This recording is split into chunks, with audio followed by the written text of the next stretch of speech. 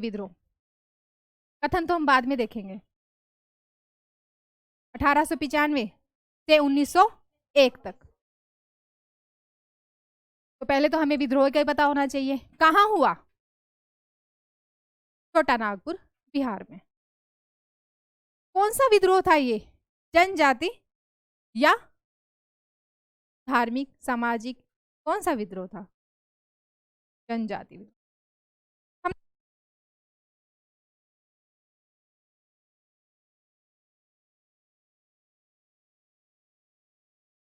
चीजों पर फोकस करना है कि आखिर ये बात कर किसके रहे हैं हम। तो ये जनजातीय आंदोलन था। कौन नेता होगा? बिरसा मुंडा के नेतृत्व में ये बहुत प्रमुख विद्रोह हो गया था।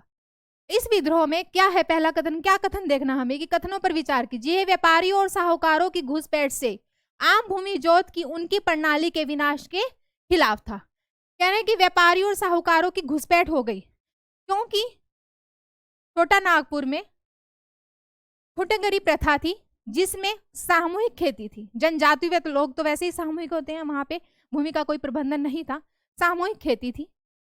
और व्यापारियों और साहूकारों की घुसपैठ से उस सामूहिक पद्धति में दरार आने लगी क्योंकि व्यापारी और साहूकार किस में करेंगे?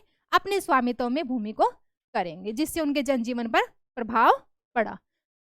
तो ये किसके लिए था ये विद्रोह? साहूकारों, महाजनों और व्यापारियों के विरोध में था। सेकंड ऑप्शन, जागीरदारी और ठेकेदारों ने अपनी विद्रोह में मुंडाओं का समर्थन किया। ये उनके विरोध में था तो समर्थन क्यों करेंगे? तो हमारा सेकंड ऑप्शन नंबर 2 क्या है? गलत। क्लियर? पहला ऑप्शन ठीक। बिरसा मुंडा, छोटा नागपुर बिहार का क्षेत्र, और जनजातीय आंदोलन, और 1895 से लेके 1901। वुड डिस्पैच के बारे में कौन सा सही है? कौन था वुड डिस्पैच? आप पार्टिसिपेट कीजिए तभी हम आगे बढ़ पाएंगे। कौन? हाँ, एजुकेशन है। तो ये पहला था या दूसरा था? पहला कौन सा था?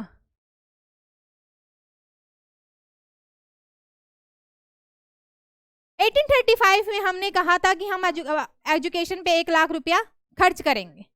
हमने तब कहा था, हमने उस पर काम शुरू नहीं किया। 1853 में ये चार्टर एक्ट में हमने बोला कि हम एक एजुकेशन समिति बनाएंगे, और 1854 में एजुकेशन जो समिति बनाई उसका अध्यक्ष कौन बनाया? Charles Wood. अब यहाँ पे ये आता है कि चार्ल्स वुड, पहले तो एक क्वेश्चन ये भी बन सकता है कि चार्ल्स वुड आए किसके टाइम में, क्योंकि जब भी हम मॉडर्न इंडिया की बात करेंगे हमें गवर्नर जनरल को पैरल में रखना है, वायसराय को पैरल में रखना है, क्योंकि उन्हीं की ही मेन भूमिका रही है। तो कई बार ये भी आ जाता है कि वुड डिस्पैच किसके, सार्जेंट योजना किसके आई, तो सारे एजुकेशन को लिख दें और उधर लिख दें आपके गवर्नर जनरल लिख दे, कर लेंगे। तो इन्होंने क्या किया? इसने यूरोपीय अधिगम पर जोर दिया। हर एजुकेशन के लिए जो भी कमीशन आया, जो भी समिति आई, सबके काम अलग अलग थे। किसी ने कॉलेज के ऊपर राय दी है, किसी ने स्कूल के मीडियम के ऊपर राय दी है, किसी ने पैटर्न जो हम ये 12वीं के बाद पढ़ते हैं कि first year second third year BA, ये पैटर्न फॉलो किया है। किसी ने गांव के ऊपर जोर दिया और किसी ने केवल प्राइमरी एजुकेशन पर ही कहा है। इस चीज के ऊपर फोकस्ड रहना है। तो वुड डिस्पैच ने क्या कहा? वुड डिस्पैच ने एजुकेशन की तो बात की, उन्होंने एक ऐसी नीति बनाई जो पूरे भारत पर लागू होनी थी। वुड डिस्पैच के आने के बाद ही कॉलेजेस स्टार्ट हुए। कहाँ पर? कहाँ मेन? कलकत्ता, मद्रास, चेन्नई, यहाँ पे हमने कॉलेज की स्थापना की। इन्होंने कहा कि विश्वविद्यालय होना चाहिए, लेकिन उसके साथ इन्होंने क्या कहा? इन्होंने ये भी कहा था कि शिक्षा का निजीकरण होना चाहिए। इन्होंने ये भी कहा था कि शिक्षा देशीय स्तर पर भी होनी चाहिए, लेकिन इन्होंने ये कहा था कि वर्नाकुलर स्टडी से जो है इंग्लिश मीडियम होना चाहिए, कॉलेज का लेवल इंग्लिश मीडियम होना चाहिए। उसके बाद इन्होंने ये सबसे पहले बात रखी थी कि एजुकेशन का पैटर्न जो है, पढ़ाई का पैटर्न जो है, वो यूरोपीय आधार पर होना चाहिए। क्लियर? ये बात ठीक है? हाँ, इन्होंने कहा कि यूरोपीय अधिगम पर जोर दिया कि हमें पाश्चात्य शिक्षा के साहित्य, दर्शन, कला, विज्ञान के ही प्रसार करना है, उसी के पैटर्न पर हमें पढ़ाई करानी है। पहली पॉइंट यही था। और मेनली ये किस पे आया था? यूनिवर्सिटीज के ऊपर। क्लियर? सेकंड बात, इसने तर्क दिया कि पूर्व के साहित्य में गंभीर त्रुटियां मौजूद हैं। यह सेशन रीजनिंग का क्वेश्चन बनता, क्योंकि जब हम इस टॉपिक पे बात करते तो बहुत लंबा जाता कि इन्होंने इस पैटर्न को क्यों फॉलो किया, कि इंडियंस इसको इसके पक्ष में थे या नहीं थे, तो ये उसके पार्ट में जाता जब हम एक मॉडर्न इंडिया के टॉपिक पे बात कर रहे होते। तो इन शॉर्टली हम बात करेंगे। हाँ, इन्होंने कहा कि पूर्व के साहित्य में गंभीर त्रुटियां हैं। ये किसने कहा था? ये मैकाले ने कहा था 1835 में। लेकिन हमें इसमें कैसे जोड़े? इसमें इसलिए जोड़ेंगे क्योंकि इन्होंने कहा कि अधिगम पर जोर देना, अधिगम पर जोर देने से ही हम इसको सेशन रीजनिंग में बनाएंगे। इन्होंने दिया कि पूर्व के साहित्य में गंभीर त्रुटियां हैं। ये इन्होंने नहीं कहा, ये 1835 में मैकाले के मिनट्स में आया था। लेकिन हम इसको कैसे करेंगे? इसमें कर इन्होंने कहा अधिगम पर जोर देने की बात से ही इंटरलेट करेंगे। इन्होंने कहा कि व्यवहारिक शिक्षा देनी है, साहित्यिक शिक्षा नहीं, व्यवहारिक शिक्षा देनी। और व्यवहारिक को इन्होंने आर्थिक शिक्षा से जोड़ा, क्योंकि जब हमें व्यवहारिक शिक्षा दी जाएगी, प्रोफेशनल एजुकेशन होगी, तो हम क्या करेंगे? हमारी समझ बड़ी होगी, व्यापार वाणिज्य को हम समझेंगे। और व्यापार वाणिज्य में किसका सर्वोत्थान था उस टाइम में? ब्रिटेन का। तो इन्होंने यही कहा कि वो एजुकेशन हम कहाँ से देंगे? वेस्टर्न कल्चर से, वेस्टर्न साहित्य से, क्योंकि हमें जो प्रोडक्ट चाहिए वो वेस्टर्न चाहिए, ताकि उनके काम में यहाँ पे आसानी हो सके। क्लियर? तो इसलिए इन्होंने कहा कि पूर्व के साहित्य में गंभीर त्रुटियां मौजूद है, इसलिए हमें यूरोपियन कल्चर को, यूरोपियन एजुकेशन को ही फॉलो करना है। इनके वुड चार्ल्स का एजुकेशन के ऊपर जो कमेटी में इन्होंने हमें सिफारिशें दी थी, उसमें पहला पॉइंट यही था कि पाश्चात्य शिक्षा के आधार पर शिक्षा पद्धति हो। चलें आगे। तो दोनों सही, वायसराय, डफरिन, ठीक है। और किस अंग्रेज अधिकारी ने कांग्रेस में की स्थापना में भूमिका निभाई थी? एओ हयोम। कांग्रेस का पहला अधिवेशन किस तारीख को हुआ होगा? एग्जैक्ट डेट कांग्रेस बनी है 28 दिसंबर 18। कहां पर? मुंबई में। कहां पर? कौन सा? अगस्त प्रस्ताव युद्ध के लिए भारतीय राजनीति नेतृत्व के समर्थन प्राप्त करने के लिए एक प्रयास था। हाँ, लेकिन ये अगस्त प्रस्ताव था क्या? सेकेंड वर्ल्ड वॉर के टाइम पे क्या था? सेकेंड वर्ल्ड वॉर के टाइम पे गवर्नमेंट को, ब्रिटिश गवर्नमेंट को हमारी हेल्प चाहिए थी, तो उन्होंने हमारे मंत्रिमंडल से कहा कि सेकेंड वर्ल्ड वॉर में हम उनकी हेल्प करें। तब गवर्नमेंट ने उनको कहा कि आप केंद्र में हमारी समिति में संख्या बढ़ाएं। लेकिन गवर्नमेंट ने हमें, लिनलिथगो ने क्या कहा कि हाँ, डोमिनियन स्टेट देंगे,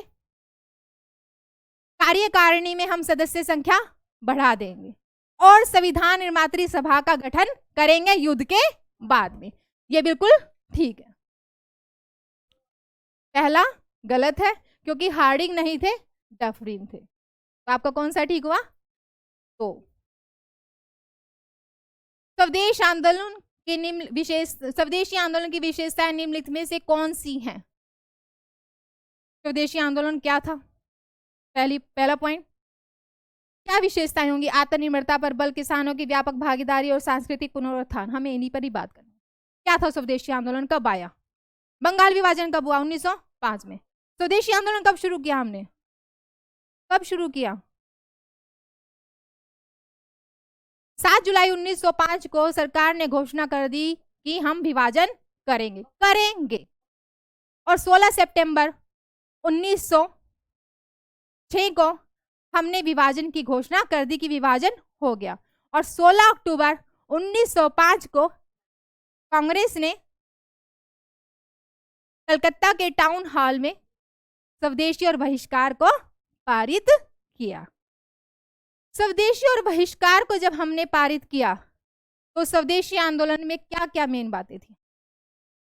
कि हमें स्वदेशी वस्तुएं यूज करनी है और विदेशी का बहिष्कार करना। क्या इसमें ये असहयोग और स्वदेशी में डिफरेंस रहता है कि स्वदेशी में हमने किस किस चीज को छोड़ा और असहयोग में हमने क्या क्या छोड़ा? स्वदेशी में हमने कहा कि हम विदेशी वस्तु का यूज नहीं कर रहे, विदेशी शराब, विदेशी नमक, विदेशी कपड़े, इन सब की हमने होली जलाई।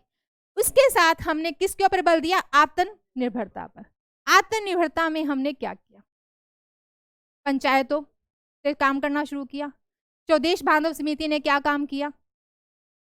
पढ़ाना शुरू किया। उसके साथ हमने क्या किया? 1906 में राष्ट्रीय शिक्षा परिषद की स्थापना की और पीसी राय ने क्या किया? फार्मास्यूटिकल को बनाया। किसानों की व्यापक भागीदारी नहीं, किसानों की व्यापक भागीदारी नहीं थी। क्यों? क्योंकि ये सर्शन रीजनिंग का क्वेश्चन है। यहाँ पे जब हम इस टॉपिक को करते तो हम इसके और डिटेल में जाते कि क्या रीजन था कि किसानों की भागीदारी हमें बहुत नहीं दी, कम थी। ऐसा नहीं है कि बिल्कुल भी नहीं थी, कम थी। रीजन क्योंकि बहुसंख्यक किसान मुसलमान थे। सांस्कृतिक पुनरुत्थान, हाँ, स्वदेशी आंदोलन में जब हमने आत्मनिर्भरता की बात की, हमने देश की बात यूज करने की बात की कि हम देश में ही बनाई हुई चीजों का यूज करेंगे, तब आत्मनिर्भरता की सांस्कृतिक पुनरुत्थान की बात आई। तिलक ने क्या किया? गणपति महोत्सव, शिवाजी महोत्सव महाराष्ट्र में ना बनाकर के पूरे भारत में बनाया गया। हमें अपने सांस्कृतिक उत्थान की बात करनी थी, हमें अपने प्राचीन भारतीय सभ्यता के गौरव की बात करनी थी, क्योंकि इसी से ही हम इस आंदोलन को एकजुट कर पाते। एक ये पॉइंट था। दूसरी बात क्या थी? सांस्कृतिक पुनरुत्थान में क्या हुआ? अवनींद्रनाथ चौधरी ने क्या किया? भारतीय कला पर ही एक चित्रकला बनाई जो विदेशी प्रभाव से बिल्कुल मुक्त थी, अलग थी। और क्या किया? अमार समार बांग्ला, जो आज बांग्लादेश का राष्ट्रीय गीत है, किसने लिखा था? रविंद्रनाथ टैगोर ने। तो इस तरीके से हमने कला और साहित्य संस्कृति में भी अपना बढ़ावा दिया, अपना उत्थान, अपनी पहचान को बनाने की कोशिश की। मतलब क्योंकि हम पूरे भारत को एकजुट करने जा रहे हैं और पूरे भारत के एकजुट करते ही हमें उन सब चीजों पर ही बात किया। करें आगे? तो कौन सा गलत है? कम भागीदारी थी? बिल्कुल नहीं, बिल्कुल समाप्त नहीं थी। क्लियर? आगे आंसर है 1 और 3। भारत छोड़ो आंदोलन के संबंध में निम्नलिखित कथनों पर विचार कीजिए। हाँ जी, भारत छोड़ो आंदोलन की शुरुआत 1942 में महात्मा गांधी ने की, ये तो सबको ही पता है। कांग्रेस को गैर कानूनी संघ घोषित कर दिया, कब? 9 अगस्त 1942 को। डाकघर, सरकारी भवनों, रेलवे स्टेशन पर छापे, आग लगाने के साथ पूरा आंदोलन अहिंसक था। यहाँ पे एक वर्ड का ही हेरफेर है, हिंसक था। यहाँ पे एक वर्ड का ही हेरफेर है। हमने कहा कि भारत छोड़ो आंदोलन के संबंध में लिखित कथनों पर विचार की। अगर देखें तो ये तीनों ही सही हैं, लेकिन हम यहाँ बात करें कि यहाँ पे शुरुआत हुई, बिल्कुल ठीक है, लेकिन जब भारत आंदोलन की शुरुआत हुई थी उसमें यह था ही नहीं कि हम इसको हिंसक करेंगे। गांधीवादी नेता सब पकड़ लिए गए, दूसरे नेता पकड़ लिए गए, तो ये क्या हुआ? नेतृत्व विहीन हो गया और मजदूरों पर जब अत्याचार किए गए तब ऐसी घटनाएं घटित हुई। ठीक है, अगर यहाँ ऑप्शनल होता 1 2 3 4, 1 2 3, देन तीनों ही ठीक। ठीक है, और अभी हाँ सही नहीं है। अगर यहाँ पे जैसे ये है तो ये भारत छोड़ो आंदोलन का पार्ट नहीं था, ये घटनाएं घटित हुई थी। इसी को अगर आगे बढ़ाया जाता तो ये तीनों ही ठीक होते। तो अभी कौन सा है आपका? 1 और 2। हाँ ये केवल 3। हमने ये कहा कि निम्नलिखित कथनों पर विचार कीजिए, कौन सा ठीक नहीं है। अगर कॉन्ट्राडिक्शन हो रहा है, इसलिए हो रहा है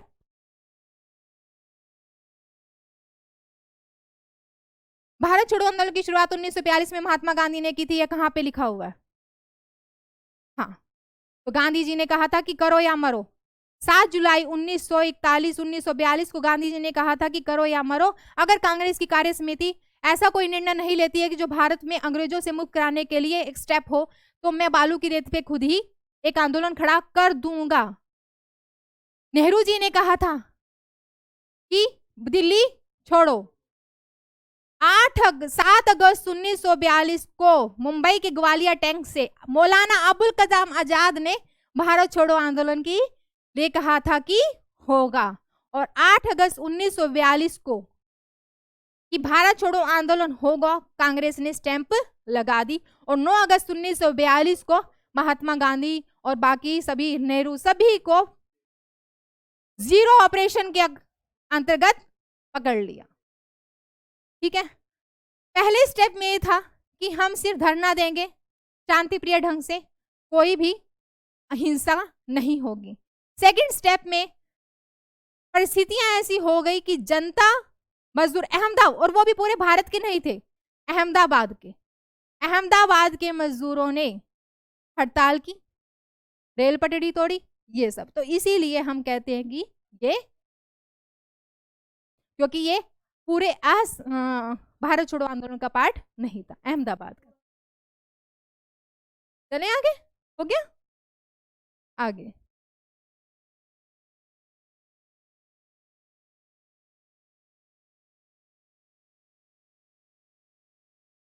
हाँ जी, निम्नलिखित कथनों पर विचार कीजिए। मगध के राजा बिंबिसार और अजातशत्रु ने बुद्ध के सिद्धांतों को स्वीकार किया और उनके शिष्य बन गए। हाँ किया। अजातशत्रु के टाइम में तो पहली बौद्ध संगीति हुई थी, हमने किया भी था। अजातशत्रु के टाइम में पहली बौद्ध संगीति कहाँ हुई थी? राजगृह में हुई थी। हाँ जी, बिंबिसार की पत्नी क्षेमा जो कुरुक्षेत्र की राजकुमारी थी, वो बौद्ध धर्म को मानती थी और उसी के प्रभाव में बिंबिसार, मगध के जो राजा थे बिंबिसार, बौद्ध धर्म को ग्रहण कर लिए थे। चलें आगे। और ये बिंबिसार का ही बेटा कौन है? अजातशत्रु। बुद्ध ने अपने जीवन काल में उत्तर भारत में दूर दूर तक अपना संदेश फैलाया। ईश्वर, आत्मा, कर्म, पुनर्जन्म आदि जैसे आध्यात्मिक प्रश्नों के बारे में अपने विचार दिए। उत्तर भारत में कौन सा क्षेत्र था? उत्तर पूर्व की तरफ का, श्रावस्ती, वैशाली, कौशल, सारनाथ, राजगृह, नालंदा, यहाँ पर बुद्ध ने अपने संदेश दिए थे। तो बुद्ध नालंदा भी गए थे। बुद्ध धर्म ने कर्म और पुनर्जन्म पर जोर दिया है, आत्मा और ईश्वर को नहीं माना। वो कहते हैं कि पुनर्जन्म होगा, अगर हमारे कर्मों का फल अच्छा है, हमें मोक्ष, हमने अगर कर्म में अच्छे कर्म किए हैं और मोक्ष लिया है तो हमारा जन्म नहीं होगा, लेकिन जब तक हमारे कर्म चलते रहेंगे उसके उत्तरदायी के रूप में हमारा जन्म होता रहेगा। चले कि जब तक हम कर्मों के प्रभाव से विमुक्त नहीं होंगे हमें मोक्ष नहीं मिलेगा, हम जन्म मरण से मुक्त नहीं होंगे। लेकिन जब तक हमारे कर्म कोई हम अपने कर्मों के फल से, मतलब कि हमने कोई बुरा कर्म किया है तो उसका फल हमें मिलने के लिए हम जन्म जन्म लेते रहेंगे। लेकिन ये आत्मा और ईश्वर को नहीं मानते। बुद्ध नालंदा कभी नहीं गए, गए थे। कौन सा हुआ? पहला सही है, दोनों गलत है।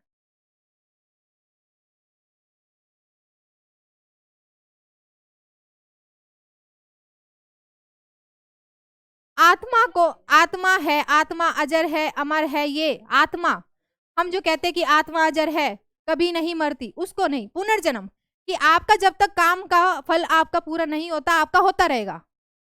मतलब आपका जो जन्म है वो आपके कर्मों का फल है कि आपने दोबारा लेना ही लेना है, दोबारा लेना ही लेना है। जिस दिन इन्होंने निवारण क्यों लिया, इन्होंने मोक्ष क्यों लिया? क्योंकि इनको जन्म के प्रभाव से मुक्त होना था।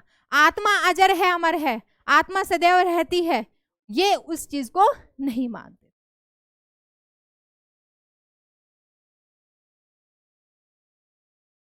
पुनर्जन्म और आत्मा कि आत्मा, हम किस कॉन्सेप्ट में लेते हैं आत्मा की? हमारी आत्मा है और अजर है, अमर है और सदा ही रहेगी।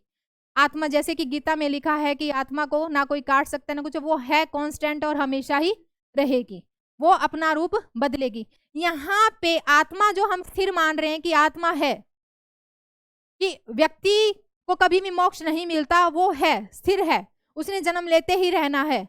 यहाँ पे ये पुनर्जन्म कह रहा है कि अगर हम जन्म ले रहे हैं, अगर हमारे कर्म अच्छे हैं, हमें मोक्ष मिल गया, हम अपने आप में बिल्कुल कांस्टेंट हो गए, सच्चरित किया, तो हमारा जन्म दोबारा नहीं होगा। तो यहाँ पे आत्मा को कॉन्सेप्ट क्या हुआ? बंद हुआ। अगर मनुष्य जन्म ले रहा है तो वो उसके कर्मों का फल है, लेकिन आत्मा का फल नहीं है। यहाँ पे उन्होंने कहा था कि आत्मा में विश्वास नहीं रखते कि आत्मा होगी और हमेशा ही कांस्टेंट है।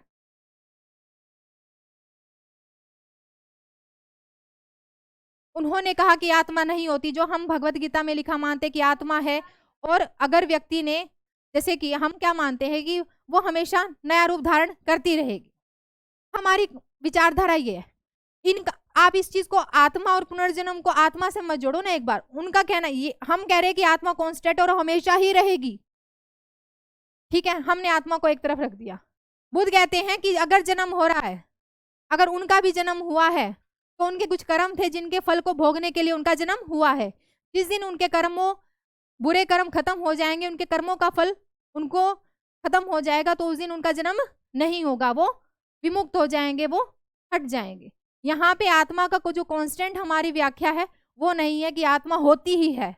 तो स्थायी बंदोबस्त से ब्रिटिश और जमींदार दोनों को प्रॉफिट हुआ, इसलिए उन्होंने कृषि निवेश में किसको प्रोत्साहित किया था? जमींदारों को। अंग्रेजों को उम्मीद थी कि स्थायी बंदोबस्त किसानों का एक वर्ग उभरेगा जो कंपनी के प्रति वफादार होगा। हाँ जी बताओ, किसानों का एक वर्ग उभरेगा जो कंपनी के प्रति वफादार होगा। किसका वर्ग उभरा? यहाँ पे हमने ठीक लिखा है गलत? जमींदार कौन होते हैं?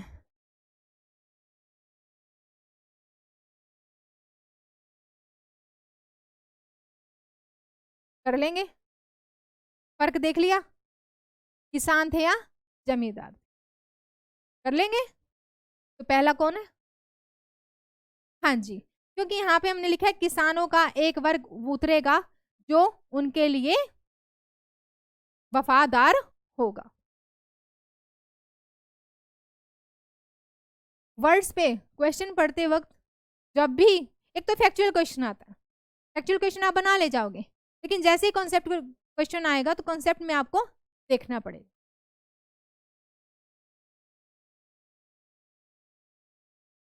1857 का विद्रोह भारत के इतिहास में महत्वपूर्ण तारीख है। कौन से विद्रोह के परिणाम थे? हाँ जी क्या थे? 1857 का परिणाम क्या हुआ? कंपनी खत्म हो गई। 1 नवंबर 1958 को हमने घोषणा कर दी विक्टोरिया की महारानी ने कि अब किसका होगा? ब्रिटिश क्राउन का शासन होगा। आप 1857 तक पहुंचे नहीं हो। ब्रिटिशों ने देशी राजाओं के अधिकारों का अनादर और उपेक्षा की नहीं, उन्होंने जो भी लैप्स की नीति थी वो वापस दे दी, क्योंकि उनको विद्रोह को शांत करना था। भारतीय राज्यों पर ब्रिटिश क्राउन की सर्वोच्चता स्थापित हो गई। तो पहला और तीसरा, ये तो सभी। जवाहरलाल नेहरू व्यक्तिगत सत्याग्रह के लिए गांधी जी द्वारा पहचाना गया प्रथम सत्याग्रही थे। कौन थे प्रथम सत्याग्रही? आचार्य विनोबा भावे। ये व्यक्तिगत सत्याग्रह आया कब?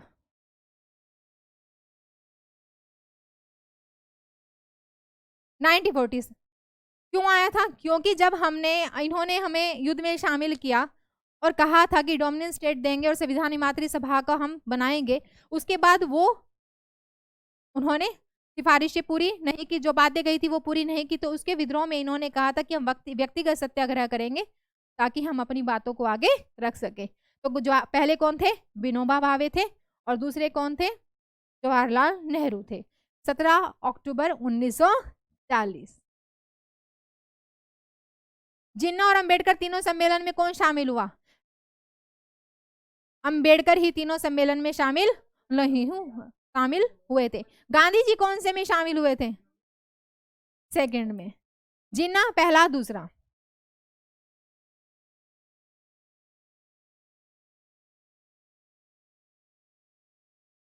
पहला भी गलत है क्योंकि विनोबा भावे थे, और दूसरा भी गलत है क्योंकि अंबेडकर ही थे तीनों सम्मेलन में।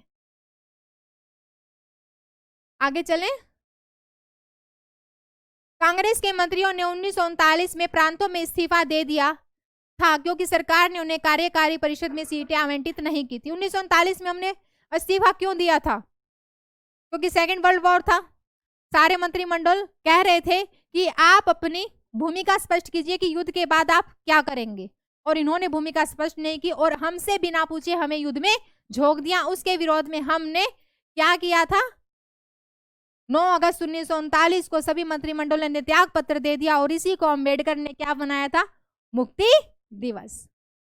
तो पहला गलत है। भारत सरकार अधिनियम 1935 में प्रांतों के देश शासन को समाप्त कर दिया और इसके स्थान पर प्रांतीय स्वायत्तता की शुरुआत की। हाँ जी, 1935 में प्रांतों को हमने मुक्त कर दिया, स्वतंत्र कर दिया, और यही डायरची सिस्टम, देश शासन कहाँ पे आ गया? केंद्र में। तो ये कह रहा है ना कि देश शासन को प्रांतों में समाप्त कर दिया और इसके स्थान पर प्रांतीय स्वायत्तता शुरू कर दी। तो आपके क्या है? पहला गलत है, दूसरा ठीक है।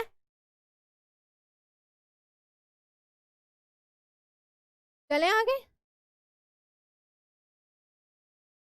चिपको आंदोलन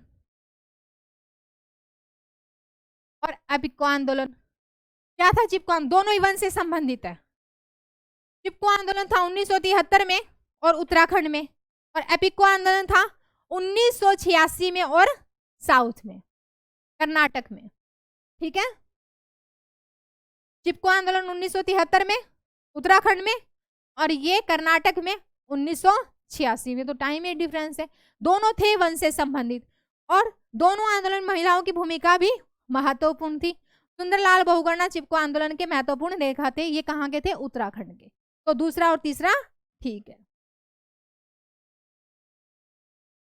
हाँ जी, क्या हुआ? सही हो गया? खुश हो गए। पंजाब के कुका विद्रोह का उद्देश्य था, चले आगे। हाँ जी, पंजाब के कुका विद्रोह का उद्देश्य था, पहले हम इन सबको पढ़ेंगे फिर ही हम बात करेंगे क्या था। 1857 के विद्रोह में पंजाब के शहीदों को न्याय दिलाना, गुरुद्वारा सिख मंदिरों को अज्ञानी और भ्रष्ट महंतों के नियंत्रण से मुक्त कराना, और सिख भूमि को ब्रिटिश नियंत्रण से स्वतंत्र कराना, और सभी दुर्व्यवहारों, अंधविश्वासों और कुप्रथाओं को हटाकर सिख धर्म में सुधार करना। अगर इसके ऑप्शनल होते 1 2 3 4 1 2 3 4 ऐसे करके, तो ये जो है सी और डी दोनों ठीक होता और बी भी ठीक होता। अब बात करते हैं, कुका विद्रोह की स्थापना कब हुई? 1840 में जवाहर भगत मल ने की थी। इनको सिंह साहब के नाम से भी जानते हैं। इन्होंने की थी कि हमें सिख धर्म में व्याप्त बुराइयों को बिल्कुल खत्म कर देना है, जो महंत पद्धति है, जो भी है इनका सिस्टम, उससे हमें बिल्कुल इसको दूर कर देना है। जवाहरमल, भगत जवाहरमल, तुम लोगों को मिल जाएगा, नोट्स देते हैं ना, सब मिलेगा। तो दूसरा, जब कुका विद्रोह को राम सिंह ने संभाला, तो ये धर्म धार्मिक से राजनीतिक हो गया। तो राम सिंह का मुख्य उद्देश्य हो गया कि पंजाब से, यहाँ पे सिख भूमि कहते हैं ये, उस टाइम सिख भूमि हम पंजाब नहीं गए, पंजाब से अंग्रेजों को बाहर निकालना था। अगर यहाँ पे 1 2 3 4 5 ऑप्शनल होता, देन ये ऑप्शनल हो सकता था। भ्रष्ट बनतों को हटाना था, ये भी ऑप्शनल था, और सभी दुर्व्यवहार, अंधविश्वासों, कुप्रथाओं से धर्म का सुधार करना था, ये भी ऑप्शनल था। यहाँ पे ऑप्शनल नहीं है, इसलिए सबसे परफेक्ट आपका कौन सा है? सिख धर्म में व्याप्त बुराई को दूर करना। कर लेंगे। सी, अगर आप हम राम सिंह ने काम कितना किया है? 3 साल। मेन कुका आंदोलन की शुरुआत भगत जवाहरमल ने जो की थी, उनका उद्देश्य ही यही था कि सिख धर्म में बुराई को समाप्त करना है। लेकिन उसके बाद बालक सिंह आते हैं, उसके बाद आते हैं राम सिंह। राम सिंह के आने पर यह धार्मिक से राजनीतिक हो गया। लेकिन कुका आंदोलन की अगर विशेषताएं की बात करें, या कभी भी इसमें मेंस में या कहीं क्वेश्चन लिखे, तो इसका मेन उद्देश्य ही था कि धर्म में से बुराइयों को दूर करना। ठीक है, डी।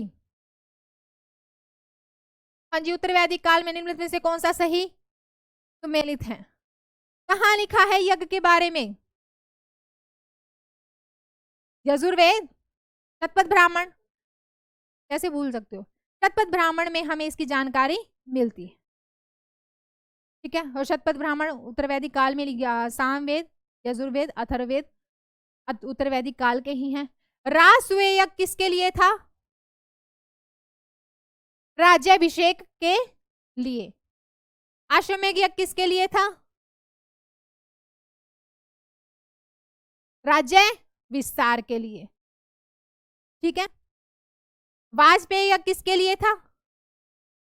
रथ दौड़ के लिए। हमने क्लास में इसके ऊपर पूरी डिटेल में बात किया है कि किसका क्या मतलब था, कौन सा यज्ञ कितने दिन चलता था, और किस यज्ञ का क्या क्या रीजन था और क्या क्या परिणाम होते थे। तो यहाँ पे आंसर क्या होगा, पहला गलत है, क्योंकि राष्ट्रीय यज्ञ राज्याभिषेक के लिए था, वाजपेयी यज्ञ किसके लिए था, रथ दौड़ के लिए, पार्टी के लिए। जब राजा राज्याभिषेक करके राजा बन जाता था तब वो अपने रिश्तेदारों, दोस्तों और दूसरे राज्यों के लोगों को मिला करके कितने दिन पार्टी करता था, 17 दिन।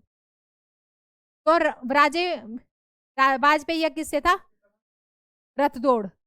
इसको खान पीन वाला यज्ञ भी कहते हैं, इसमें सोमरस का भी पे किया जाता है। तो यहाँ पे कौन सा ठीक है आपका, केवल 2।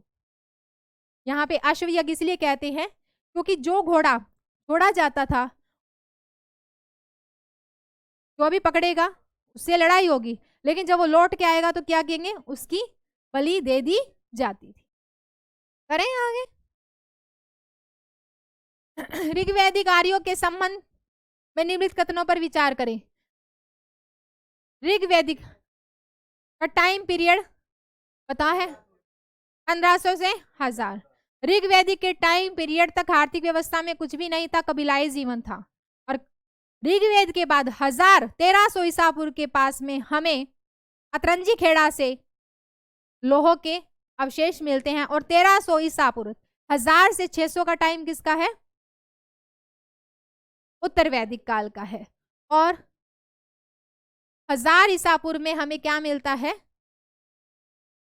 पूर्वी उत्तर प्रदेश और बिहार में हमें लोह के साक्ष्य मिलते हैं।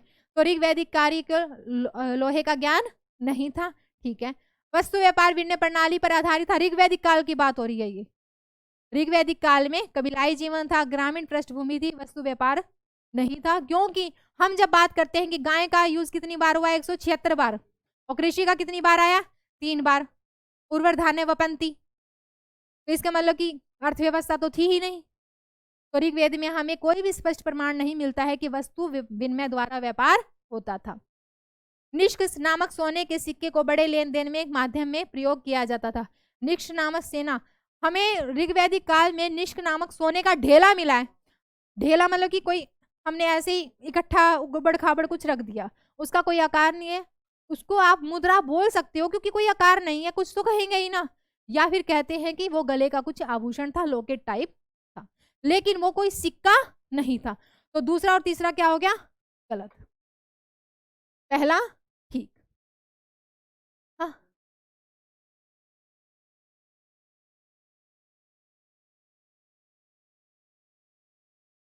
हम उसको अपनी इमेजिनेशन पावर अगर हम बढ़ाते हैं तो हम कह देते हैं कि कुछ तो कुछ होता ही होगा। वो यज्ञ में दिया, वो यज्ञ में जैसे आपने पुरोहित को दिया, या हमने हार गए तो हमें जो जीता है उसको हमें कुछ देना है। हमें कोई भी ऐसी व्यवस्था ऋग्वेद काल में नहीं मिल रही, या कोई पर्टिकुलर साक्ष्य जो रिटर्न में हो कि ऐसा होता था, कुछ ना कुछ तो होता था, लेकिन हमारे पास कोई भी ऐसा साक्ष्य नहीं है कि जो ऋग्वेद के किसी भी सूक्ति में पूरा हुआ हो। क्योंकि जब हम ऋग्वेद को पढ़ते हैं तो हम ऋग्वेद में, आपने पढ़ा है, किस किस ने पढ़ा है ऋग्वेद वाला टॉपिक, पढ़ा। तो ऋग्वेद में जब हम किसी के बारे में भी हम डिटेल में बात करें तो हम वो साक्ष्य उठाते कि ऋग्वेद में कितनी बार वर्णन हुआ। ऋग्वेद में भूमि का वर्णन, भूमि से संबंधित क्रिया का वर्णन, उर्वर धान्य वपंती 3 बार आया, गाय 176 बार आया। हमने कहा कि लड़ाई भी गाय के लिए हुई, और दक्षिणाय संपत्ति भी गाय थी, भूमि नहीं थी, ठीक है, क्योंकि भूमि का वर्णन ही आया ही नहीं है, राज्य का वर्णन आया ही नहीं है। तो यहाँ पर हम कंक्लूजन निकालते हैं क्योंकि आर्थिक स्थिति में हमें ऋग्वेद के ऊपर कोई भी कुछ भी नहीं मिल रहा। अगर हम, क्योंकि जैसे हड़प्पा में हम कैसे कह दे कि कारखाना था, क्योंकि हमें साक्ष्य मिले तब कहे ना, ऐसे ऋग्वेद में कुछ लिखा हुआ होता तो हम उसके आधार पर कहते, लेकिन कुछ ना कुछ तो होता होगा, लेकिन हमारे पास साक्ष्य नहीं है, इसलिए हम इस बात को कह ही नहीं सकते कि विनिमय पर आधारित था। लेकिन क्योंकि कबीले में रहते थे तो आपस में मिलजुल के यूज करते होंगे, लेकिन हम कह नहीं सकते क्योंकि यहां से हमें साक्ष्य नहीं मिला। हमें साक्ष्य को लेके बात करनी है। निष्क नाम सोनक सीना, सोने का था, ढेला था, आभूषण था। आता है कई बार, यूपीएससी में बहुत बार पूछा जा चुका है कि निष्क नामक सोने का आभूषण कहाँ पहना जाता था। हमने बात भी की है कि ढेला है, गले में ही लटका सकते हैं, गले में पहन सकते हैं। ठीक है, हो सकता है कि कोई मुद्रा हो। आहत मुद्राएं हमें कब तक मिले? सिकंदर के बाद तक आहत मुद्राएं। आहत मुद्राएं क्या होती हैं कि हमने कोई भी शेप का बन के, बाज का, शेर का है, किसी का भी आहत, उसके ऊपर कोई तिथि नहीं थी, कोई नाम नहीं था, तो ऐसे हो सकता है ये।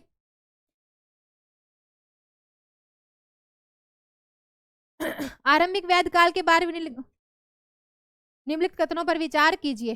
केवल पुरुष देवता का वर्णन। ऋग्वेद काल में हमने पहले भी बात की है, प्रकृति की पूजा करती है, और प्रकृति के लिए हमने धूप बोला, हमने सबके नाम पकड़ लिए, किसी ना किसी का नाम तो रखना है, जैसे आपका हमारा। हाँ, ये हवा चल रही है, लेकिन है तो प्रकृति। ये पानी है तो प्रकृति। वो सूर्य आ गया है तो प्रकृति। ये तूफान आ गया है तो प्रकृति। तो ऋग्वेद में हमें नाम मिले हैं, लेकिन ये सब नाम एक ही को सिंबल करते हैं, प्रकृति को। हमने उसके सूचक बना लिए। हम एकेश्वरवादी थे, बहुलवादी नहीं थे। नाम असर्शन रीजनिंग का क्वेश्चन बनता है, क्या हम एकेश्वरवादी थे या बहुलवादी हो गए थे? नहीं, हम बहुलवादी नहीं थे। हमने तो धूप को सूचक बना लिया कि वो भी तो प्रकृति का ही पार्ट है ना। मिट्टी प्रकृति का पार्ट है। पशु पक्षी जो हमें मिले, हमने कहा कि पूषण जो है पशुओं का देवता। पशु भी तो हमें कहाँ से मिले हैं? जो भी हमें चीजें मिली प्रकृति से, वो हमने कहा थैंक्स है। हमने सोम की पूजा की, सोम को देवता माना क्योंकि हमने प्रकृति वनस्पति का देवता माना। हमें खाना है, पीना है, रहना है, ठीक होना है। ठीक हो रहे हैं कैसे? औषधियां मिल रही हैं। हमने कहा नहीं नहीं, अश्विन भगवान सबको ठीक करते हैं। तो हमने ऋग्वैदिक देवताओं को बांटा, अंतरिक्ष के देवता, आकाश के देवता और पृथ्वी के देवता में। यहाँ पे हम इनको पुरुष देवता नहीं कहेंगे, हम सिंबल का नाम रख रहे हैं कि हाँ ये देवी ऐसे हैं, इनका नाम स्त्रीलिंग से जुड़ता है तो स्त्री की देवी होगी, इनका नाम पुल्लिंग से दिखता है तो पुल्लिंग के देवता हो गए। लेकिन ऋग्वेद में हमने स्त्री पुरुष देवता में नहीं बांटा है, हम प्रकृति की पूजा करते आए। हो गया? ऐसे देखे तो पृथ्वी किसकी? पृथ्वी हमने जो बांटा ऋग्वैदिक काल में, अंतरिक्ष, आकाश और पृथ्वी। पृथ्वी पे क्या क्या मिलेगा? अग्नि मिल गई, जल तो ऊपर से आएगा, अग्नि हो गई, बृहस्पति देव हो गए, सोम देवता हो गए। ये आपसे क्वेश्चन पूछा जा सकता है क्योंकि आपके जीएस के सिलेबस में है ही ये। इंद्र कौन से देवता हो गए? आपकी अप्रोच में या ऊपर अंतरिक्ष में बैठे हैं। रुद्र अंतरिक्ष के देवता हो गए, प्रजन्य अंतरिक्ष के देवता हो गए, मारुत अंतरिक्ष के देवता हो गए। हमने इनको डिवाइड करना है, लेकिन सारा ये चीजें क्या है? प्रकृति की ही है, स्त्री पुरुष में नहीं है। यहाँ पे इसलिए गलत है ये, केवल पुरुष देवता। केवल पुरुष देवता नहीं, प्रकृति देव। ठीक है। आरंभिक वैदिक काल में कोई मंदिरों, कोई पूजा, मूर्ति पूजा का प्रचलन नहीं था, नहीं था। क्या मूर्ति, अगर हम इसको असर्शन रीजनिंग में ले जाएं तो क्या मूर्ति पूजा थी या नहीं थी? अगर हम इसको असर्शन रीजनिंग में ले जाएं तो वैदिक काल में मूर्ति पूजा थी या नहीं थी? नहीं था। उत्तर वैदिक काल में हमें दिखेगी, लेकिन मूर्ति पूजा के बहुत कम साक्ष्य हमें दिखेंगे, मतलब कि नगण्य के बराबर, क्योंकि हम उनसे बात को लेते हैं कि हाँ ऐसा हुआ, लेकिन बिल्कुल कांस्टेंट में हमारे सामने एक कॉन्सेप्ट नहीं आया है कि हाँ हुआ। क्या मूर्ति पूजा अगर यहाँ पे आ जाए, सिंधु घाटी सभ्यता में कोई मंदिर नहीं था, असर्शन रीजनिंग बना लो, कोई मंदिर नहीं था लेकिन मूर्ति पूजा थी। हमें नहीं पता कि होती थी, लेकिन हमें साक्ष्य मिला है। हमने कहा है लिंग योनियों की पूजा होती थी। दोनों बात करते हैं पूरी, लेकिन एक दूसरे की व्याख्या नहीं करते। मूर्ति पूजा का प्रचलन हम लेते नहीं है, हम मातृ शक्ति की पूजा बोल सकते हैं वहां पे, मूर्ति पूजा नहीं, मातृ शक्ति की पूजा। क्योंकि मूर्ति पूजा में तो पुरुष और स्त्री दोनों आ जाते हैं, लेकिन मातृ शक्ति में तो केवल स्त्री की आती है, और सिंधु घाटी सभ्यता से हमें स्त्री की मूर्तियां ही मिली हैं। इतनी बात कहने के बाद भी ऑप्शनल पे टिक मारो। पहला गलत है, दूसरा ठीक है। चतुर्थांगल मैसूर युद्ध कब हुआ? 1799। किसके टाइम में? वेल्जली के टाइम में। जब भी कभी भी कोई क्वेश्चन आए, एक बार निगाह तैयारी के दौरान जरूर घुमानी है। British east India company, Hyderabad के निजाम के संयुक्त टिप्पू, और एक और था मराठा। टीपू सुल्तान ने श्रीरंगपट्टनम के युद्ध में मारे जाने के बाद हाँ वाडियार वंश के कृष्ण राव को दे दिया। दोनों ही ठीक है। ली कमीशन सिविल सेवा, मैकडोनाल्ड कमीशन अकाल, और सर्जेंट प्लान शिक्षा, और एचिसन कमीशन सार्वजनिक सेवाएं। तो पहला ठीक है, तीसरा ठीक है। दूसरे में क्या आएगा आपका? अकाल। मैकडोनाल्ड अकाल के लिए था और एचिसन सार्वजनिक सेवाओं के लिए था। सार्वजनिक सेवाओं में क्या क्या आ सकता है? पुलिस कमिश्नर वगैरह सब। तो पहला और तीसरा। हा? प्रेस नहीं है ये, सार्वजनिक सेवाएं। भारत में पीवी प्रेस को किसके शासनकाल के दौरान समाप्त कर दिया गया? किसके? पीवी प्रेस हमने कब समाप्त किए? इंदिरा गांधी के टाइम। पीवी प्रेस पर्सनल, जो विशेषाधिकार थे, जो राजाओं के थे, कुछ नवाब थे, कुछ राजा थे, उनका। क्या 1971 में हमने पीवी प्रेस, इंदिरा गांधी ने 26वें संविधान संशोधन से 1971 में खत्म कर दिया, क्योंकि एक तो हमें राजस्व घाटा था, हमें उसको ठीक करना था, और दूसरा क्या रीजन था? सभी को समान अधिकार। ऑपरेशन सर्चलाइट किससे संबंधित है? हाँ जी, 25 सितंबर 1971 को, जब इसको हम ये पहले क्या था? पूर्वी पाकिस्तान, और जो असली पाकिस्तान है इसको हम क्या कहते थे? पश्चिमी पाकिस्तान। जब पश्चिमी पाकिस्तान की सेनाएं बांग्लादेश में एंटर की थी, तब हमने 25 सितंबर 1971 को उनकी हेल्प के लिए सर्च ऑपरेशन किया था। भूदान आंदोलन विनोबा भावे ने शुरू किया। किससे इंस्पायर होके? गांधी जी से।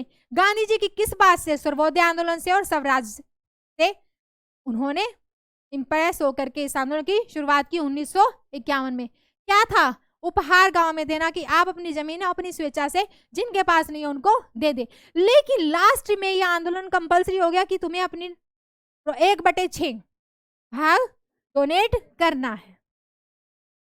भूमि का सामान्य स्वामित्व दोनों ठीक है। पंडित रामकृष्ण व्यास किस क्षेत्र से संबंधित है? हरियाणी स्वांग, स्वांग, कला, स्वांग, स्वांग से। आप इसको कला में पढ़ते हो, लेकिन नाच गाना स्वांग, नाटक नौटंकी क्या? तो हरियाणा स्वांग से। हरियाणा के किस शहर में राजीव गांधी एजुकेशन सिटी है? कौन है सोनीपत से? देखा हुआ है? जितनी भी एजुकेशन इसी बेल्ट पे, जितनी भी एजुकेशन, हाँ मतलब इसी बेल्ट पर चलता है। हर्ष का टीला, हर्ष का टीला कहाँ मिला? थानेश्वर। अगर दोनों आए तो थानेश्वर लगाना, अगर थानेश्वर ना आए तो कुरुक्षेत्र। करनाल के आसपास है ना थानेश्वर, करनाल, थानेश्वर, कुरुक्षेत्र। करनाल और कुरुक्षेत्र के पास की जगह है, दोनों के बीच में है ये एग्जैक्ट। कुरुक्षेत्र ये तो इसी में ही आता है। हाँ, थानेश्वर। भोजराज का अभिलेख पेहोवा में। 12,000 मेगावाट क्षमता की Rajiv Gandhi thermal power project Haryana के अंबाला जी के केसरी नामक नगर पर भाद्र माह में कौन सा मेला आयोजन? ये तो बड़ू इनसे ही पूछे जोशी ने।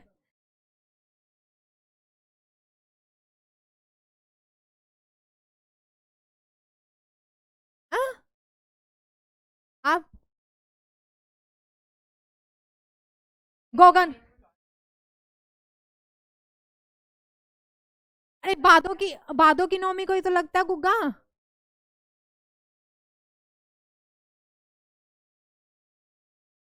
आप अगस्त से क्यों करते हो? अगर अगस्त में काउंट करो तो 15 दिन लास्ट के सामने के हो गए हैं, तो भाद्रपद महा गुगा नवमी इन्होंने ये रखा है।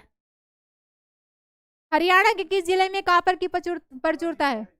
रेवाड़ी है कि महेंद्रगढ़ है? प्रचुरता सबसे ज्यादा कहाँ मिलेगा हमें? बर्तन तो अलग है, ताले बर्तन टोकनी परात इनको छोड़ो, इसको कहाँ मिलता है हमें? महेंद्रगढ़। हरियाणा के मिथाथल से किन वंशों के सिक्के प्राप्त हुए हैं? मिथाथल है कहाँ पे? कौन कौन सी संस्कृति मिली है? प्राक हड़प्पा संस्कृति, प्राक हड़प्पा संस्कृति, गुप्त संस्कृति, मौर्य वंश, सबके हमें साक्ष्य यहाँ पे मिले हैं। तो डी तीनों। पंचकुला शहर किसके लिए प्रसिद्ध है? एचएमटी तो पिंजौर में है।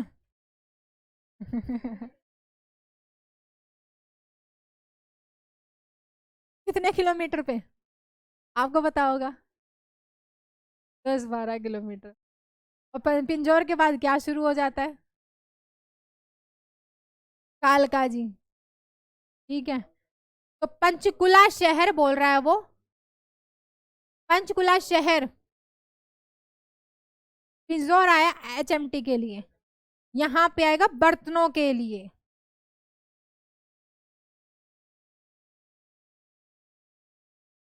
कौन से बर्तन है रेवाड़ी में?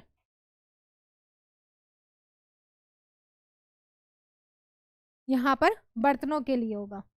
लाला लाजपत राय और सरदार अरिजीत सिंह को सरकार ने कब मांडले जेल भेजा? लाला लाजपत राय की डेथ कब हो गई?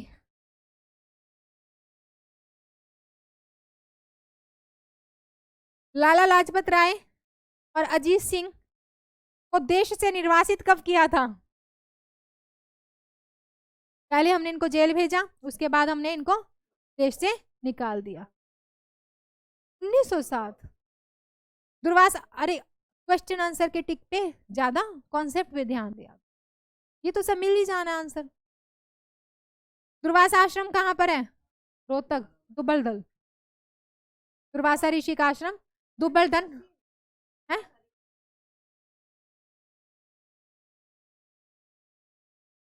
दुब्बल-दल है कहाँ पे?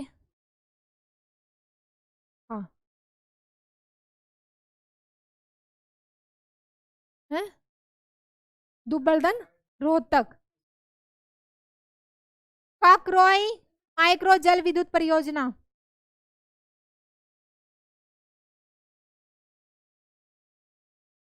कौन सी नहर पर है? पश्चिमी यमुना नहर, पश्चिमी यमुना नहर है कि भाखड़ा नहर है क्या? काकरोई परियोजना।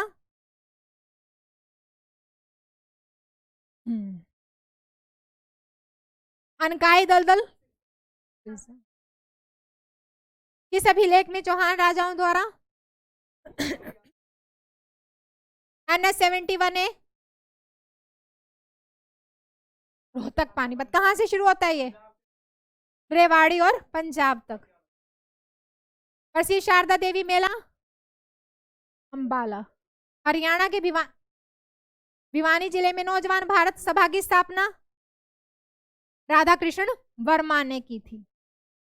नीले कपड़े पर पीले रंग के डिजाइन के घाघरे को क्या कहते हैं? कैरी। इनके जो चुनियों के भी नाम है ना, येलो चुनी पे, येलो पीलिए पे कौन सा नीले फूल, और लाल फूल, और वो लाल जो झालर होती है ना किनारी, उन सब के मतलब है कि ये कौन सा है। दामन क्या होता है? किस कलर की होगा ये? दादियों को याद करो। ब्लैक और रेड दो ही कलर में होता है दामन।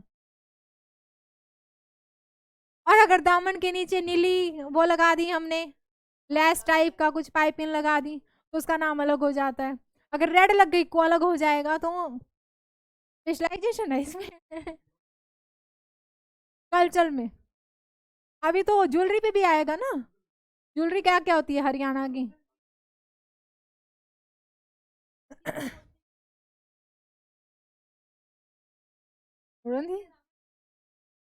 हाँ, एंकलेट, क्या वो क्या बोलते हैं उनको, वो मोटी मोटी होती थी। थैलकड़े। राजगढ़ गुरुद्वारा हरियाणा के किस जिले में है? कुरुक्षेत्र। हरियाणा के सोनीपत जिले में राई नामक स्थान पर खेल कूद स्कूल, खेल कूद स्कूल है ये, मोतीलाल नेहरू। बिल्कुल बॉर्डर पे ही आता है। यदि माता पिता में से एक का रुधिर वर्ग ए बी है, साइंस वाले कहाँ गए? क्यों? अरे कैसे? और कौन बोलेगा?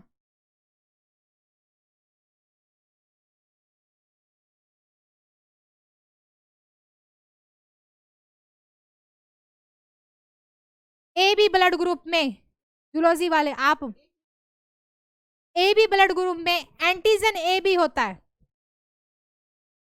और एंटीबॉडी नहीं है, क्योंकि एंटीजन ए और बी है, antibody A B O, antibody नहीं होता। लेकिन ओ में एंटीजन नहीं है, ए बी नहीं है, उसमें एंटीबॉडी है। तो अगर किसी का ए बी होगा और दूसरे का ओ है, तो उनके जो संतान है उनमें ए और बी ही होगा, या तो ए या बी। ए बी या ओ इकट्ठा नहीं आएगा। एंटीजन एंटीबॉडी ए या बी। निम्नलिखित में से कौन से गुणसूत्रों वाला व्यक्ति क्लाइनफेल्टर सिंड्रोम होगा? कितने होंगे गुणसूत्र? 43, 47, 45?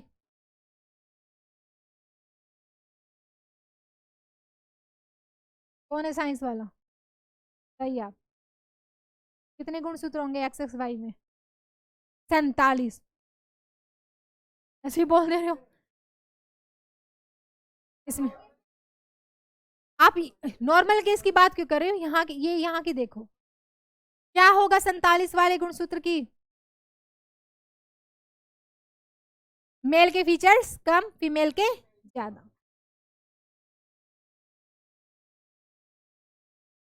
मानव का इनमें कौन सा लक्षण अनुवांशिक नहीं है? इन्फ्लुएंजा, मिक्सो वायरस, सर दर्द, जुकाम, खांसी, पूरी बॉडी पेन है। हंसे क्यों भाई? अच्छा। जीवन संघर्ष योगतम की उत्तरजीविता का सिद्धांत किसने दिया है? Survival of the fittest, struggle of life, डार्विनवाद। ये तो फिक्स है, डार्विनवाद और लेमार्कवाद तो पढ़ लेना, ये दोनों ही जीवन के बारे। क्या कहते हैं डार्विनवाद? कर जाएगा, संघर्ष से ही तो अडेप्ट करेगा ना, एडजस्ट करेगा। तो संघर्ष ही जीवन का सहारा है, संघर्ष करोगे तभी आप नेक्स्ट उसमें जनरेशन में अपने आप को एडजस्ट कर ले जाओगे। तो ऐसी परिस्थितियां क्रिएट। ल्यूकेमिया एक प्रकार के कैंसर है जिसमें साधारण बढ़ोतरी होती है व्हाइट ब्लड सेल्स की। श्वेत, अब यहाँ पे कैंसर होता कितने टाइप का? 4 ही टाइप का, 4 को पढ़ लो। हाँ जी जूलॉजी, कैंसर के टाइप कितने हैं? 4। कार्सिनोमास, सार्कोमास, ल्यूकेमिया और लिम्फोबिमास। इसमें ये जो है, इसमें श्वेत रक्त कोशिकाओं की संख्या नहीं बनती। उंगलियों के निशान ये तो सबको ही पता होगा,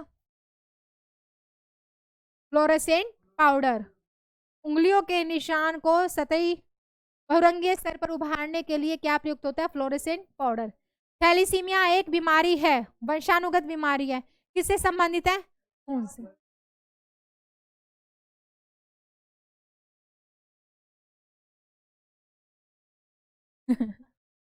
हाँ, कुछ भी कर लो, चिंगम भी लगा लो, हाँ कर लो,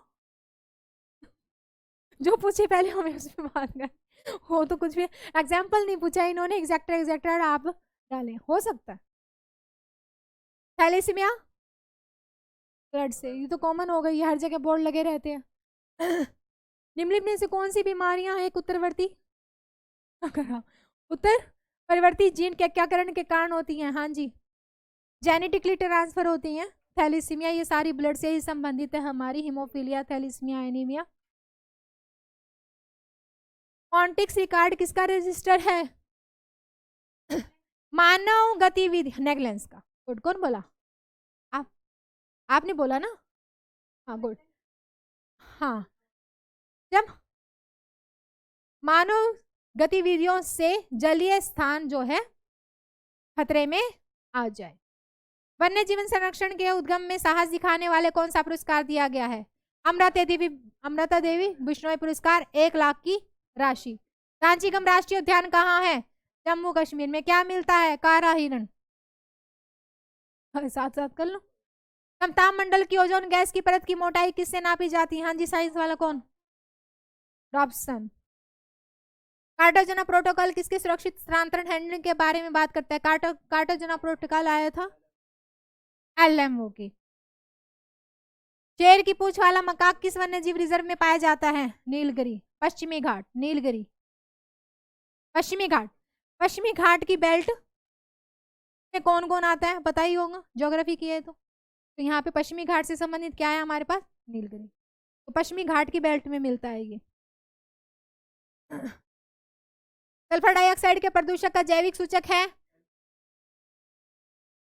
सल्फर डाइऑक्साइड के प्रदूषक का, सल्फर डाइऑक्साइड कहाँ? काई, पानी। पानी के फर्न एंजोना साइनोबैक्टीरियम अनाबेना के बीच संबंध है? सिम्बायोटिक। सहजीवी। निम्नलिखित में से कौन सा मूंगा चट्टान का क्षेत्र नहीं है? खंबात की खाड़ी। कितनी मूंगा चट्टानें हैं भारत में? मन्नार की खाड़ी, कच्छ की खाड़ी, अंडमान निकोबार, लक्षद्वीप, 4 हैं। खंबात की खाड़ी नहीं है। डेटा बुक किन खतरों की प्रजातियों के बारे में बताती है? डेटा बुक में रेड जो बुक होती है उसमें किसके बारे में? जानवरों की तो होती है, पेड़ों की भी होती है और कवक की भी, फंगाई की भी होती है, तीनों की है इसमें। निम्नलिखित में से कौन सी ग्रीन गैस हाउस गैसें नहीं है? कौन सी, ये तो बताओ।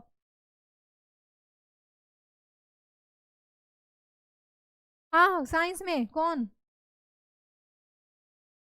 ग्रीन हाउस गैस कौन सी है? कार्बन डाइऑक्साइड तो है सबसे बड़े, क्योंकि वो एक आवरण बना देती है। कार्बन मोनोऑक्साइड प्रदूषक है, गैस नहीं है। इकोलॉजी शब्द किसने प्रतिपादित किया? ये तो बताओ। कार्बन मोनोऑक्साइड नहीं है, नहीं पूछा ना ग्रीन हाउस गैस में। कार्बन डाइऑक्साइड है, मोनोऑक्साइड प्रदूषक है, ग्रीन हाउस गैस नहीं। इकोलॉजी शब्द किसने प्रतिपादित किया? कौन गया, कौन बोला? Ernest Hankel.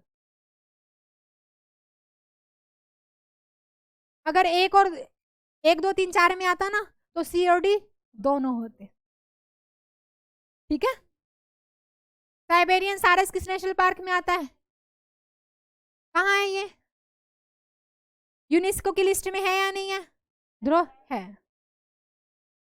केवलाधान नेशनल पार्क, हाँ, कब बना ये? 1982। यूनेस्को की धरोहर में है शामिल। हाँ, कितने हो गए टोटल? यूनेस्को की लिस्ट में कितने नाम आ गए? अभी भी करंट का क्वेश्चन चल रहा है, अभी लिस्ट बढ़ी है हमारी। कितने आए हैं? किसको लेटेस्ट हमने किसको जोड़ा? करंट पे फोकस ही नहीं है फिर। एमपी का है वो। और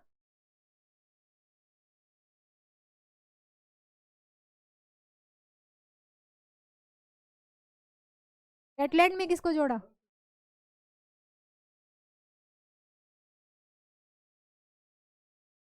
कौन कौन, कहाँ कहाँ से?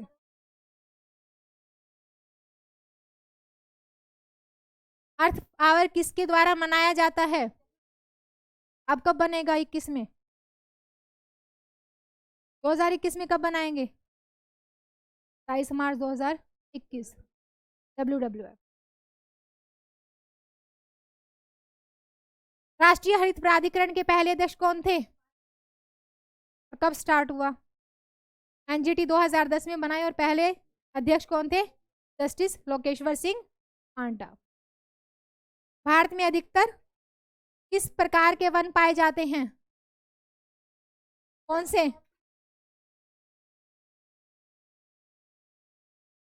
भारत में अधिकतर किस प्रकार के वन पाए जाते हैं? Very good. क्या होती है इनकी विशेषता? 70 से 200 सेंटीमीटर तक की बारिश का क्षेत्र होता है। कैसी हो गई यहाँ के पेड़? चीड़, साल, शीशम, चंदन। कैसी पत्ती होती है? जो जो पेड़ का हमने नाम लिया, कैसे पत्ती होगी इनकी? लंबा होगा, छोटा होगा?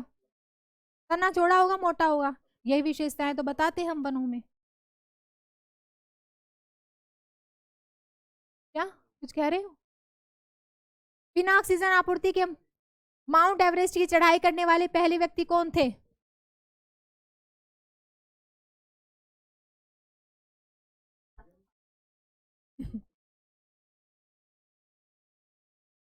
राइन होल्डर मैस्नर। कहाँ से है ये? जर्मनी से। हैं? अच्छा, ये कहाँ का होगा फिर?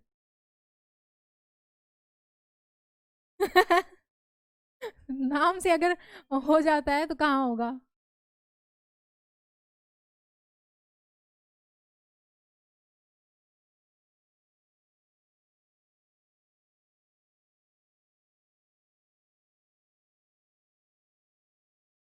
म्यांमार। कहाँ मिलेंगी पहाड़ियाँ? मणिपुर में। म्यांमार से ज्योग्राफी किया है? म्यांमार से हमारी कौन कौन से राज्य की सीमाएं लग रही हैं? त्रिपुरा से तो नहीं लगेंगी, वो तो बांग्लादेश से हो गया। आसाम से कैसे लगेंगे? अरुणाचल प्रदेश के स्थायी हो गया। अरुणाचल प्रदेश, नागालैंड और अरु- अब बोलो, कौन बोलेगा? मिजोरम। त्रिपुरा से नहीं लगती। ये काचिन की पहाड़ियां भारत के साथ सीमा बनाती हैं, लेकिन अरुणाचल प्रदेश में है। ठीक है। संकोच नदी किन दो राज्यों की सीमा बनाती है? असम और अरुणाचल प्रदेश। कहाँ से आती है ये नदी? भूटान से। भूटान से ये असम में प्रवेश करती है और असम में ये ब्रह्मपुत्र में मिल जाती है। किस नदी का उपयोग ओलिव रिडले कछुआ अंडा देने के लिए करते हैं? कछुए मिलते कहाँ हैं? उड़ीसा आंध्रा वाला एरिया? उड़ीसा वाला या आंध्रा वाला? उड़ीसा। उड़ीसा में कौन सी नदी है? महानदी। महानदी कौन सी खाड़ी में गिरती है? बंगाल की खाड़ी में। देवी नदी महानदी की सहायक नदी है और देवी नदी में ही ऑलिव रिडले कछुए अंडा देने के लिए आते हैं। महानदी की किस तरफ है? भारत की नदियों के क्रम में किस तरफ बह रही है ये नदी?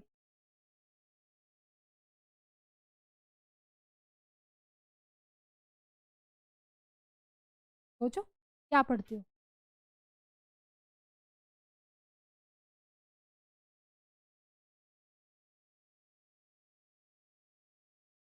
बंगाल की खाड़ी में गिर रही है, किस साइड बह रही है?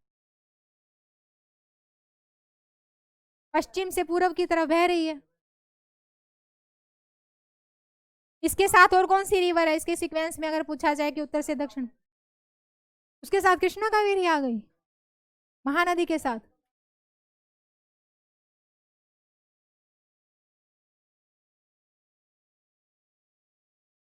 गोदावरी कहाँ गई? निम्नलिखित में से कौन सा कथन गलत है? हाँ जी। खासी मिजो पहाड़ियां पटकोई श्रेणी का हिस्सा है। ठीक है। पांगपुई मिजो हिल का सबसे ऊंचा स्थान है।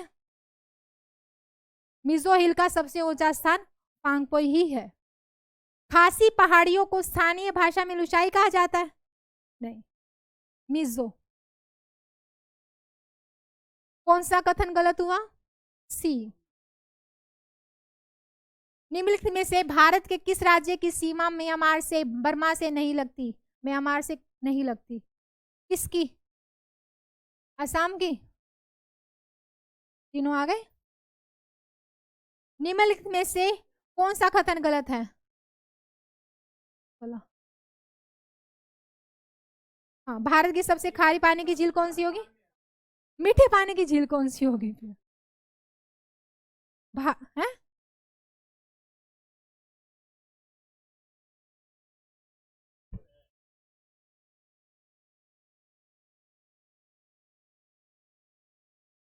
गोविंद सागर झील कहाँ है?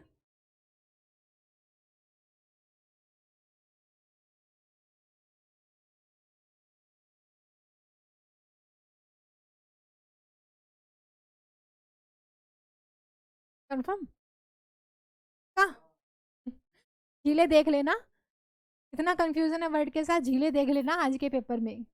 भूटान के साथ भारत के किस राज्य की सीमा सबसे ज्यादा लंबी है? अच्छा, भूटान के साथ इनकी लगती भी है नहीं लगती?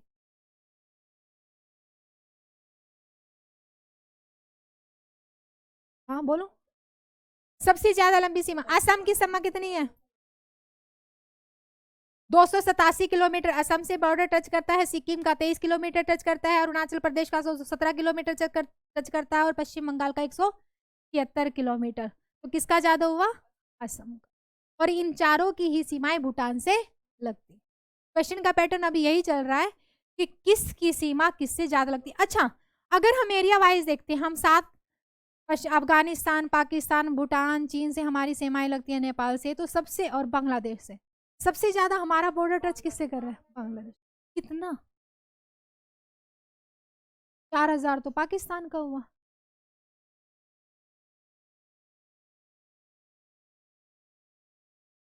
चीन का कितना है?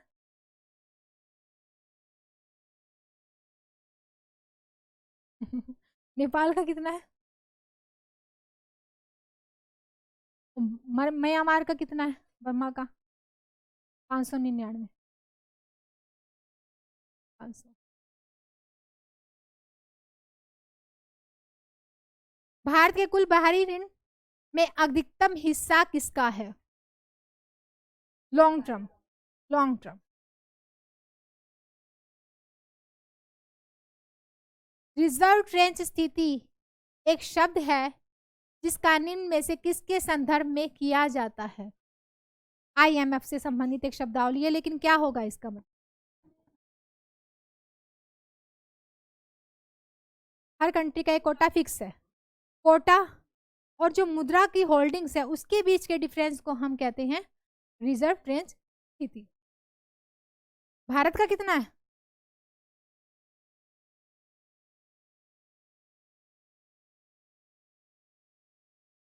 भारत का कितना, और भारत अपने कोटे के लिए क्या क्या रखता है? रिजर्व बैंक में क्या देगा?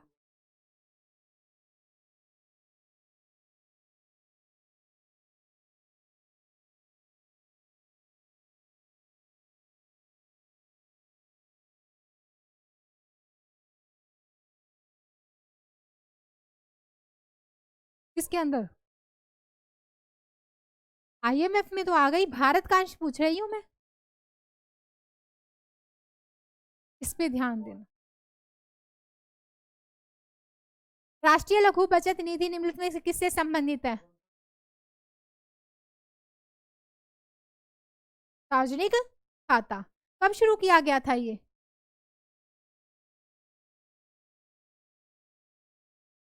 1999। राष्ट्रीय किशोर मिशन किसकी योजना से लॉन्च किया गया है?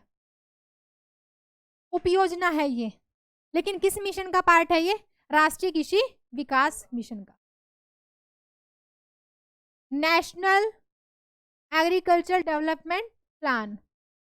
इसमें ये चेक कर लेना, मिशन में हम जब करंट की क्लास करेंगे उस पर डिस्कस करेंगे कि किस किस सेक्टर के ऊपर फोकस किया गया और किस किस के ऊपर उन्होंने कितना डोनेट किया है। जब भी कोई योजना आती है जिसमें गवर्नमेंट जितना पार्ट लगा रही है उसके ऊपर फोकस्ड होता है। निम्नलिखित में से क्या अदृश्य निर्यात उत्पन्न करता है? जिस, हाँ गुड, ये दिखता नहीं है लेकिन हमारा जाता तो है ना। क्या निर्यात हो रहा है? निर्यात का मतलब क्या था? जो बाहर जा रहा हो। तो कौन सा अदृश्य जो दिखता नहीं है? यातायात और यात्रा, अदृश्य सेवाएं। धार्मिक समुदायों पर विचार करें, कौन से हैं अल्पसंख्यक? कई बार सिक्वेंस ये भी आ जाता है कि वो, खैर, कि किसका कितना परसेंट है, तो उसको भी जनसंख्या जब करो, डेमोग्राफ जब करो, तो इनके ऊपर चेक करना है। ये सीक्वेंस में ही है। सिख का है, फिर बौद्ध है, फिर जैन है, और फिर पारसी है। ये इसी सीक्वेंस में है। सबसे ज्यादा अल्पसंख्यक में अगर हम देखें तो सिख है, फिर बौद्ध है। ठीक है, हाँ जी। संविधान के अनुच्छेद, राष्ट्रपति की क्षमा शक्ति जी, महानियंत्रक लेखा परीक्षक CAG। डी में है क्या? CAG की शक्तियां हैं, CAG से संबंधित है। तो 1 2 3 ठीक हो गई, डी क्या है, गलत है। भारतीय संविधान की 6ठी अनुसूची किन 4 राज्यों, असम, मेघालय, त्रिपुरा और मिजोरम से संबंधित है? इन्हीं 4 के नाम है। स्वर्ण सिंह समिति की किसकी सलाह दी थी? स्वर्ण सिंह समिति। मौलिक कर्तव्य, मौलिक कर्तव्य कौन से भाग में है? 4A में, 4A, ठीक है। कितने अनुच्छेद हैं इसके? कौन से? 51 के अंदर 11। अनुसूचित जनजाति हेतु लोकसभा की सर्वाधिक सीटें किस प्रदेश में आरक्षित हैं? MP। कितनी है लोकसभा की सीट?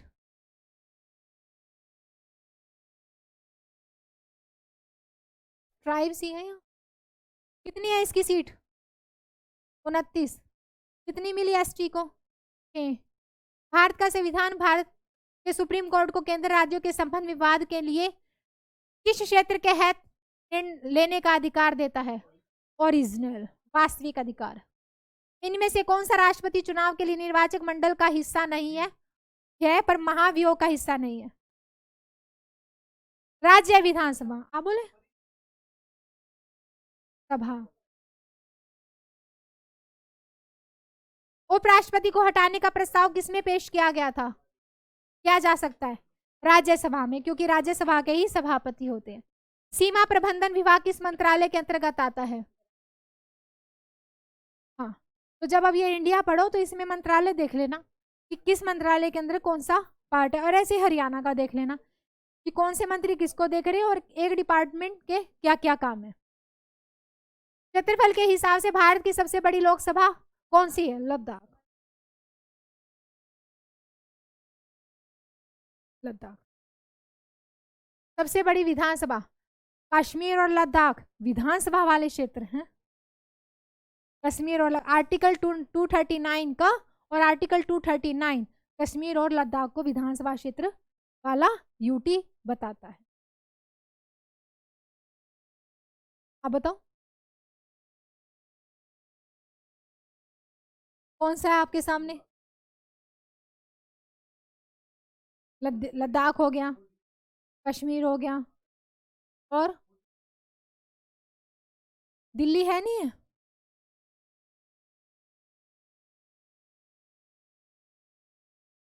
निम्नलिखित में से कौन सा 7वीं सूची का समवर्ती सूची का विषय में है?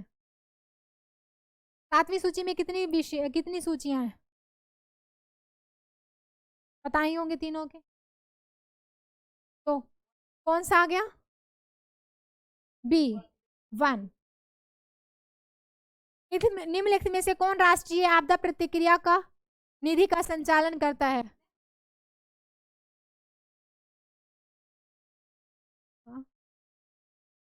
भी आपसे पूछा जाएगा जितने भी टैक्स उनको, क्यों हमें उस पार्ट को ऐसे नहीं रखना चाहिए? कृषि के ऊपर तो आना ही है इस बार।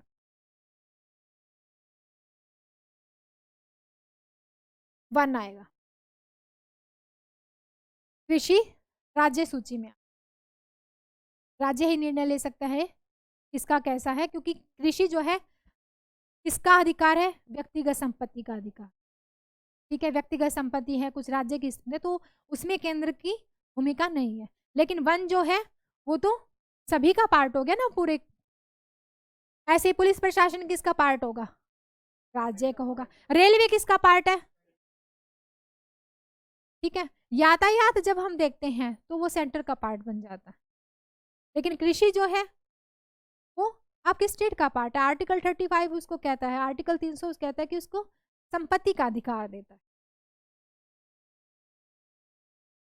कौन सी राष्ट्रीय आपदा प्रतिक्रिया नीति का संचालन करता है? केंद्रीय गृह मंत्री। राष्ट्रीय आपदा प्रतिक्रिया, national disaster response unit fund जो होता है वो केंद्रीय गृह मंत्री ही उसका संचालन करता है।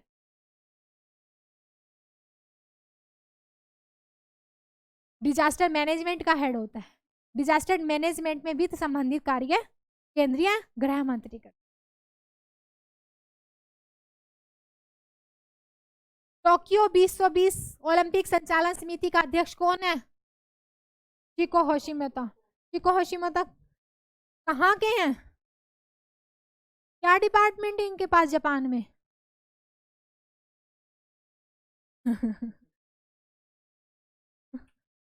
लैंगिक समानता और महिला सशक्तिकरण का डिपार्टमेंट जापान में, ये देख रहे हैं।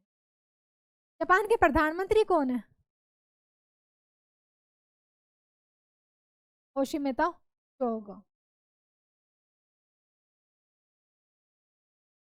इन्होंने 3 ग्रीष्मकालीन ओलंपिक और 4 शीतकालीन ओलंपिक में पार्टिसिपेट किया था, खेल से संबंधित। श्रीलंका कोलंबो बंदरगाह के वेस्टर्न कंटेनर टर्मिनल के विकास का ठेका किस देश को दे दिया गया है? किसके साथ किया है भारत ने ज्वाइंट वेंचर? जापान के साथ। कितने साल के लिए मिला है ठेका इनको? 35 साल। हाल में ही किस राज्य ने देश की पहली engineering research and development policy launch की है? कर्नाटक ने। क्या है इस पॉलिसी में? इस पॉलिसी में गवर्नमेंट कह रही है कि कॉलेजों महाविद्यालयों का खर्चा वो देगी और उसके साथ साथ रिसर्च डेवलपमेंट इंजीनियरिंग से अनुसंधान से संबंधित जो भी पाठ्यक्रम होगा उसका वहन भी कौन करेगी? केंद्र, ये राज्य सरकार ही करेगी।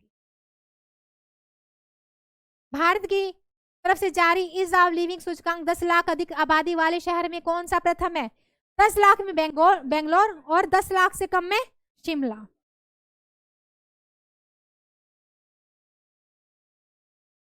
चैंपियंस एंड वेटरन्स समिति के अध्यक्ष निम्न से किसे नियुक्त किया गया है? मैरी कॉम। और किसकी अध्यक्ष चुनी गई थी? ये किसकी?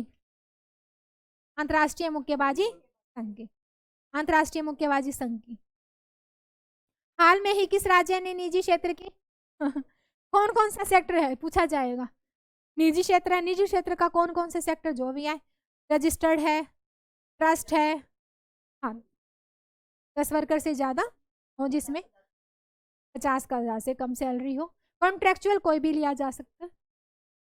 ठीक है।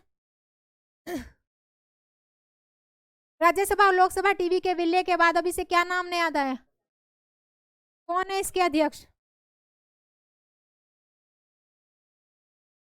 हमने retired IAS officer Ravi Kumar को इनके CEO नियुक्त किया है और 1 साल के लिए। रवि कुमार।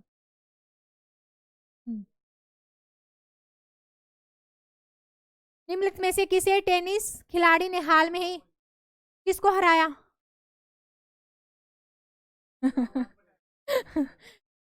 डेनियल मैडवेदेव को। ऑस्ट्रेलियन ओपन का खिताब जीता। ये कौन सा खिताब जीता होगा इन्होंने इनको हरा के? 9वां। ग्रैंड स्लैम में 18वां और ऑस्ट्रेलिया में 9वां। ये महेश भूपति कहाँ से बिलोंग करते हैं? रोहन बॉम्बे। हाल में ही अंतर्राष्ट्रीय गैर सरकारी संगठन ट्रांसपेरेंसी इंटरनेशनल द्वारा जारी भ्रष्टाचार सूचकांक में 180 देशों में भारत का कौन सा स्थान है? इंपॉर्टेंट क्यों गया? क्योंकि हम लुढ़क के 76 पे आ गए, 80 पे थे 2019 में। यानी कि भ्रष्टाचार का ज्यादा संकेत मिला। हाल में ही किस राज्य ने कोविड वार मेमोरियल स्थापित किया है? कहाँ किया? राजू पटनायक परिसर में, पार्क में। राजू पटनायक पार्क में किया। क्यों किया? जो स्वास्थ्य कर्मी थे जो डेथ कर गए थे उनके सम्मान में इन्होंने ये मेमोरियल स्थापित किया है। अब तक कितने डेथ कर गए हैं? सबसे ज्यादा वहीं पे 60। हाल में ही केंद्रीय मंत्रिमंडल ने भारत एवं किस देश के बीच व्यापक आर्थिक सहयोग और साझेदारी, मॉरिशस पहला अफ्रीकी देश है जिसके साथ हमने मुक्त व्यवहार से का समझौता किया है। किसके लिए? कृषि, कपड़ा, इलेक्ट्रॉनिक्स और अन्य 300 वस्तुएं हैं जिनके लिए हमने कहा है कि सीमा शुल्क जो है ही होगा। पहला अफ्रीकी देश है। मॉरिशस का राष्ट्रपति देख लेना, राजधानी देख लेना, बाउंड्री देख लेना।